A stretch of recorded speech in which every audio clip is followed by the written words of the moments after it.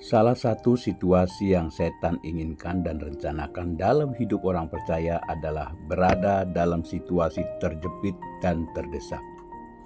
Maju kena, mundur pun kena. Seringkali kita terperangkap dalam situasi seperti ini, merasa tidak bisa berbuat apa-apa lagi. Pada akhirnya persoalan-persoalan baru muncul dan tambah menghimpitnya. Keadaan inilah yang dialami oleh Raja Ahaz. Tuhan bukan merendahkan dia, tetapi juga mengizinkan dia mengalami keadaan yang terjepit dan terdesak oleh karena kedatangan Raja Negeri Asyur yang bukan membantunya tetapi justru menyesakkannya. Harusnya dalam keadaan terjepit dan terdesak, dia mencari Tuhan dan berbalik dari jalan-jalannya yang jahat. Tetapi yang terjadi, dia makin tidak setia kepada Tuhan. Alkitab menyatakan dalam keadaan terdesak itu Raja Ahaz ini malah semakin berubah setia terhadap Tuhan. Saya pelajari ketika manusia terjepit dan terdesak, hal-hal yang seperti ini cenderung terjadi dalam hidupnya. Hal-hal yang akan kita hadapi yaitu yang pertama adalah mudah berkhianat. Orang yang terjepit dan terdesak cenderung berpikiran pendek dan sempit sehingga mudah sekali berkhianat.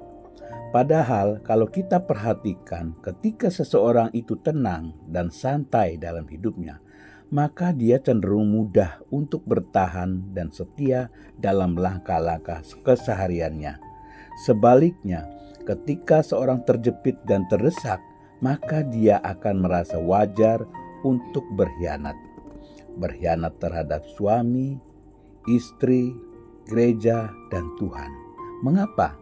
Karena ketika seorang terjepit dan terdesak, dia akan selalu punya alasan-alasan yang logis, alasan-alasan yang masuk akal untuk tidak mempertahankan kebenarannya, untuk tidak setia, sebab ia merasa normal, wajar dalam menabrak hukum-hukum moral dalam kehidupan. Yang kedua, mudah menghalalkan segala cara. Ini mudah terjadi sebab orang-orang yang terjepit dan terdesak cenderung punya alasan untuk melakukan apa saja yang ia inginkan, yang dia anggap itu baik untuk dirinya. Padahal apa yang baik menurut manusia belum tentu baik untuk Tuhan. Seringkali kita lebih memilih yang baik buat kita. Misalnya, saya berasal dari keluarga yang broken home. Jadi wajar kalau akhirnya saya minum mabuk, judi, narkoba, dan terlibat dengan seks bebas. Wajar kalau saya mencari kebahagiaan saya, sebab tidak ada lagi teladan yang baik dalam keluarga saya. Tidak ada lagi kekuatan dalam keluarga saya. Ini saya sebut menghalalkan segala cara. Yang ketiga, mudah mengambil keputusan yang salah. Ketika seorang terjepit dan terdesak, maka dia akan mudah dipengaruhi oleh situasi dan persoalan hidupnya. Sehingga keputusan-keputusan yang dia ambil pun adalah keputusan-keputusan yang keliru. Sebab tidak dipertimbangkannya dengan matang, tidak didoakan terlebih dahulu, dan tidak meminta tuntunan Tuhan. Ingat, keputusan yang salah adalah awal dari kehancuran hidup.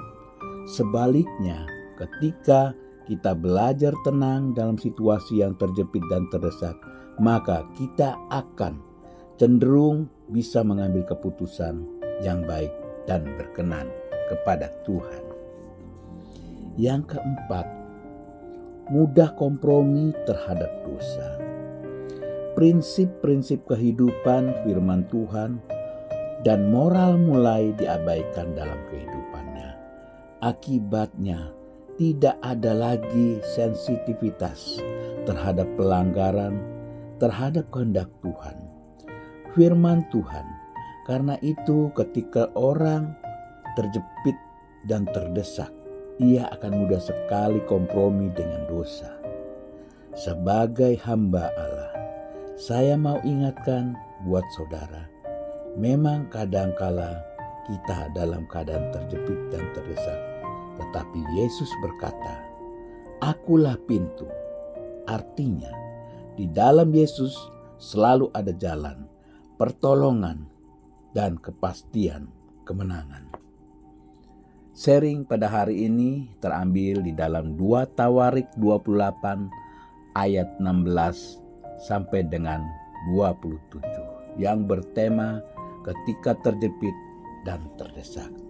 Saudaraku, dalam keadaan terjepit dan terdesak selalu ada pintu perkenanan yang Tuhan sediakan bagi orang yang mau masuk melalui pintu yang Tuhan sediakan.